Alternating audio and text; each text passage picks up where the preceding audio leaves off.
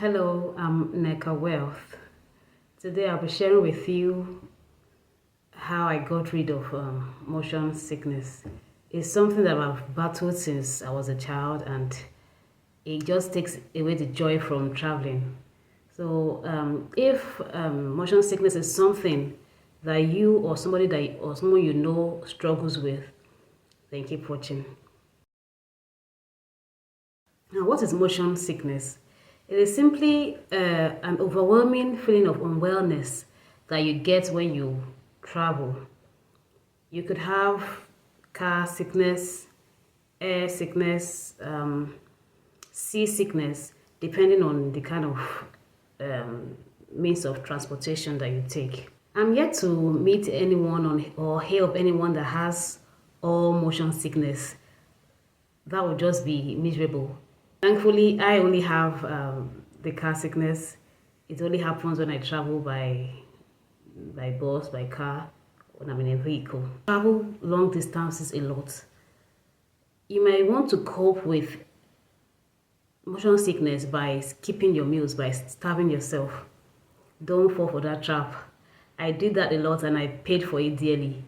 Yeah, when you travel a lot and you know you have motion sickness, one of the ways you want to cope with it is to starve yourself when you're traveling or while you're traveling. You don't eat. Don't do that. Imagine traveling for hours and hours on end and without having anything in your stomach. It actually makes the car sickness worse. We think that we are trying to cope with it, but no, it makes it worse. And also, when you get to your destination, you are probably too tired to even cook a good meal. So what do? You fall back on junks and fizzy drinks, and you're just simply messing up your stomach. I did it. That is why I don't encourage anyone to do that. I would travel for long hours and not eat anything because I don't want a situation where I'm throwing up and everywhere is messed up. So usually when you get to your destination, you are eating junks and that will mess up your gut health. I started having issues with my gut health because I was traveling a lot and I was not eating. Or when I get to my destination, I usually eat junk food. And that did a number on me. Before I knew it, I was battling different kinds of stomach problems. See, if there's any problem you don't want to have with your health, it is gut problems. You don't want to have stomach problems. It would drastically reduce the quality of your life. So don't mess with your stomach. So when you're traveling, I know you feel, oh, if there's nothing in my stomach, then there'll be nothing to throw up. But don't fall for that trap. When you're traveling, eat. So what are the things or what are the factors that trigger motion sickness? Number one is trying to read when you are in a moving vehicle. Please don't do that. Don't try to read when you're in a moving vehicle. It's just going to mess up. I don't know the connection, but it just does something. And before you know it, you're getting dizzy, you feel the food rising up from your stomach, and before you know it, you're throwing up. So don't try to do that. Two, using your phone. Don't try to use your phone while you are in a moving vehicle. I don't know what it is, but there's just something about your eye movement and the movement of the vehicle that does not agree. So when you're in the vehicle, don't try to use your phone, because even if you were okay before you brought out the phone, by the time you bring out the phone, you will get sick. Another thing again that triggers is looking out the window. I am talking from my own personal experiences. When I look out the window, I'm in trouble. So most times I just close my eyes. Another thing that triggers motion sickness is sitting beside the driver. If you are journeying or traveling, don't take the seat beside the driver. Sit somewhere else. I find that out when I sit down beside the driver, 9 out of 10 times I end up throwing up. So it's just a no-go for me. Another thing that triggers it is jolts. When you are traveling and probably there are potholes or bad roads, depending on where you are in what part of the world you're in. If you are traveling on a bad road and then the vehicle enters the gallop, and then this movement that the car makes, that could trigger the motion sickness. Another thing again is when the driver is matching on the brakes too much. every jolt that brings you forward, when the brake, when the driver steps on the brake and you move like this, that can also trigger the vomit. Another thing again is strong odors, strong smell, like the smell of fuel, the smell of leather. Those things just trigger. Once I perceive those things, next thing is I want to throw up. Even if I've been coping well before then, once I perceive a strong odor, I just want to throw up. Another thing is sitting faced away from the driver.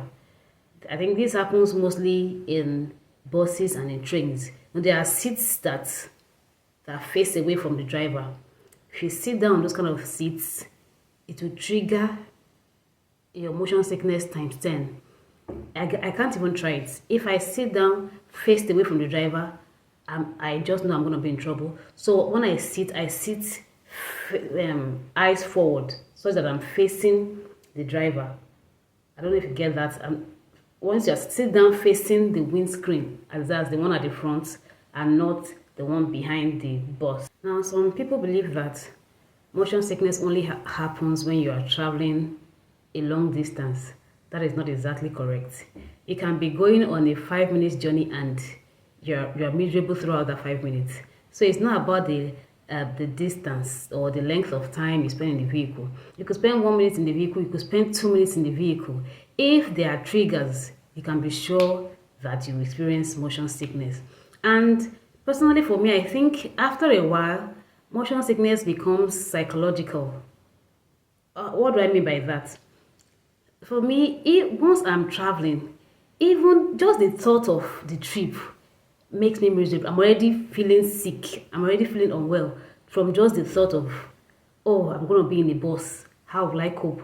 Just that thought alone already makes me feel, I'm already sick before I even enter the bus. Another thing again is, when I'm traveling, the bus is not even moving yet. I'm just sitting down inside the bus. But the thought that this bus will move soon, I'm already sick. So you want to, if you're traveling, make sure you are in the right frame of mind. Prepare yourself mentally. Tell yourself that it's not something that you cannot exactly cope with. And don't let your mind play games on you such that before you even begin the trip, you're already feeling sick. So while I was seeking solutions to motion sickness, I read a lot about it. I even talked to people who experienced the same thing. I watched videos, and most of the things that I saw, most of the solutions that I saw were things that you do after you started experiencing the motion sickness. For instance, some said to wear really tight rubber band on your wrist. Some said to inhale ginger. Some said to inhale fuel, that is petrol. Some others said to inhale newspapers. But I didn't want that. I wanted something that was going to work even before I got into the vehicle, even before I start the trip. I wanted something, not something that I would use after I began to experience the motion sickness. So, but I didn't see anything like that. And I just kept, I just remained in my misery. And that made traveling a chore for me. I never liked to travel. Most times when I travel, people feel, oh, this lady, she's rude, she's not interacting. Maybe the other passengers in the bus or in the vehicle want to interact with me. But I can't talk because every interaction, just opening my eyes is a chore when I'm traveling. I can't even open my eyes for too long. I can't talk for too long. People don't understand what those that have motion sickness go through. They just tell you as being rude, you're not engaging in conversations. That's one of the downside of having motion sickness. Another thing that motion sickness does to you is that it will make you not to know anywhere. That is why I don't even drive, because I don't know my way around. Because when I'm in a vehicle, I'm not looking. I don't know landmarks. Because my eyes are closed throughout until the bus stops. So that's just one of the things that happens to you when you have motion sickness. So as I was saying, so all the solutions that I saw were things that you did or do after the motion sickness kicks in. I wanted something that I could do before the trip that would save me from the motion sickness. And guys, I actually stumbled on the solution by pure chance. It was just pure chance. I didn't see this anywhere. I didn't hear from anybody. It happened by pure chance. What happened? I was to make a trip that particular day, and as I was stepping out of the house, I just had this urge to empty my bowels. So I was already running late. I almost didn't want to, do the number two, but I said, okay, I just succumbed and gave in to the urge. And then when I was done, I went on my trip. And guys, that was the best trip I had in a long time, because I actually forgot that I had anything like motion sickness. I was in that bus throughout that trip. I could look out the window. I could converse, things that I could never do, because those things were triggers for me, things that I could never do. And that was my life changed from that point. And I was asking, no, after the trip, I kept asking myself, I said, what did I do differently? I was asking myself, what did I do differently? How come I made this trip without feeling sick? What happened? What did I do differently? And the two things that I remember, or that two things that I feel were the reasons or were the factors why I didn't feel sick were: one, I emptied my bowel that morning before the trip. It might sound funny, but every trip I've had that I've emptied my bowels were the trips that I didn't feel sick. So for me, that is the solution. So what I did was that trip that I went on and didn't feel sick. The only thing I could think of was that I emptied my bowel that morning. And two, about 30 minutes, 1 hour into the trip, I ate something, some just little food, which I would never do before because I was scared. I didn't want to eat so that the food in my stomach wouldn't trigger whatever, and then I would starve myself throughout the trip. That was actually counterproductive. So if you're like me and you've tried so many different things and nothing has worked, you've tried so many things, no one has worked, try emptying your bowel. If at all you're going to be spending money on anything, spend money on that thing that will make you empty your bowel. That is one thing you should do. And two, about 30 to 1 hour into the trip, eat something light. It could just be rice, it could be just get something small. It could even be bread, just something small to just chew. And that was how I got my life back. Of course, even after emptying your bowels before the trip, during the trip you might still feel some kind of way, but just give it time, your system will eventually balance. So it happens to me too, that even after I've emptied my bowels and embark on the trip, I still feel off for some minutes into the trip, but after a while my system just adjusts and I'm fine. So give that a try and let's see how it goes. So motion sickness can be a very daunting experience. It can make you hate traveling so much. The thought of traveling will just make you feel like tearing your hair out, but it is not something that you cannot overcome. Just get what works for you and apply it. Like I said earlier, if you have tried so many different things and none of them have worked for you, why don't you give emptying your bowel a chance? It might just be the game changer for you as it was for me. And God help me if I make a trip now without emptying my bowels. I just know I'm going to be in for a miserable journey.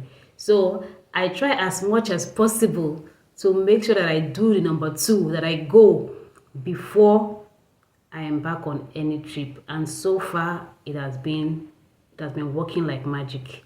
So give it a try and let me know how it goes. Thanks for watching. I'll see you in my next video.